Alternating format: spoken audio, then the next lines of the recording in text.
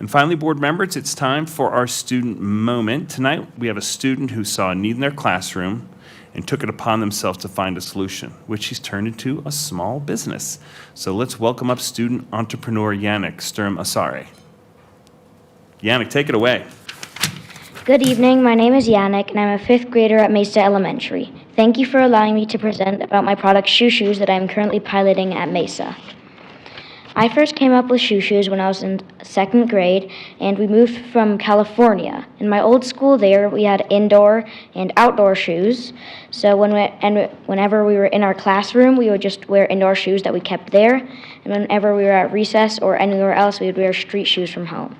And then in my new school here in Boulder, we just wore our street shoes inside the classroom, which made the floor a little dirty. And then when we sat on the floor for meetings, my pants would get dirty, and I didn't like my pants dirty. So then I asked my teacher why we didn't have 2 pairs of shoes, and she said that's because they didn't want to ask the parents to buy a 2nd pair of shoes in case they might not be able to afford it.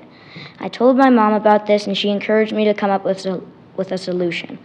So after a little bit of thinking, I came up with the shoe covers that you sometimes see in hospitals, but I wanted them to be nicer looking and also reusable. My mom thought this was a really fun idea, so she agreed to sew shoe covers for the kids in my class, and so we sent out a survey asking them to give us their shoe sizes, so my mom knew what shoe covers to sew. After we got the results back, we put the data into a graph and then analyzed it. But first we had to clean up the data because some kids wrote size 13 and others just wrote 13. We needed consistent data for the analysis. So I learned how important it is to put clear questions in your survey. Once we knew the shoe sizes of everyone in my class, my mom started sewing the first shoe covers. Next slide, please. And then the COVID-19 pandemic started, and I couldn't go to school anymore. And because I had some extra time outside of online school, my mom and I started to do some additional research.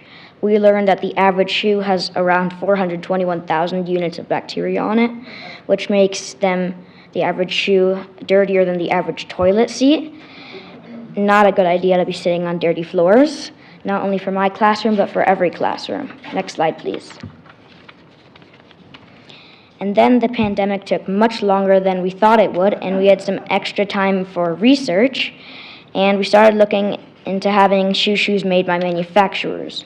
We got samples and started figuring out the best sizes. After receiving our first samples, I tried them out by wearing them in my classroom for a few days, and then we asked my current school, Mesa, to do a whole classroom wearing them, and 1st grade teacher, Miss Moore, agreed to have her kids do a 1-month pilot where the whole class would be wearing ShoeShoes for a month. For the pilot, every kid received a pair of ShoeShoes, and we made sure they were easily stored when not in use. The kids would wear the ShoeShoes in the classroom, and when they left, they would just take them off. After a few weeks, the kids gave me advice to help me improve my ShoeShoes. They all liked the ShoeShoes, which was really exciting because we were expecting a few casualties because it was our first time in a classroom, but it worked out great. Next slide, please. Okay. One of the most exciting parts of the pilot was I was invited into the 1st grade classroom to give a short presentation and answer all of the 1st graders' questions. I really loved this because I was able to share all the things I had learned. For example, I learned how to create surveys, collect the data, and then analyze it. I learned video editing for marketing purposes, and also because I am the emperor of marketing for my business. My mom also showed me how bookkeeping works and where you keep track of all your expenses, and then I learned that I'm not going to be an accountant. I also practiced my public speaking like today. I hope that from my presentation in the 1st grade classroom, some of the 1st graders have been inspired to start a business of their own because it's a lot of fun and you can learn a lot.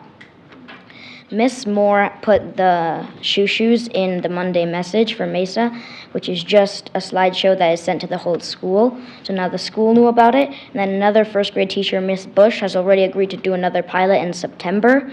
And I can come into her classroom and give another presentation about entrepreneurship. I'm very excited, and I'm hoping that also some other schools will want to try out ShoeShoes for free in exchange for feedback. And I also want to invite interested schools to email me at yannick@shoeshoestore.com.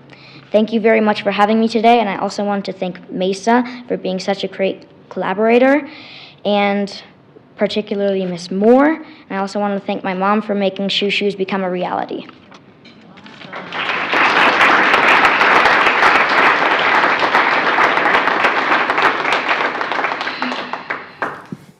Thank you so much, Yannick. That was an excellent presentation and a very cool idea as well. Thank you. Rob, did you have more for us this evening? No, that is definitely it. Great job, Yannick. Board members, any responses for Rob? Kitty?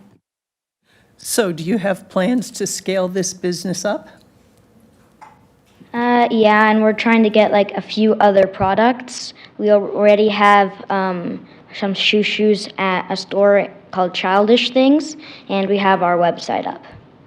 Very cool. I'm going to check that out. Thanks. And that's ShoeShoestore.com? Yeah. Just making sure you're getting the press out there. Stacy? Thank you for your presentation. You're very good at public speaking. Thanks. I've been working on it. All right. Thank you so much.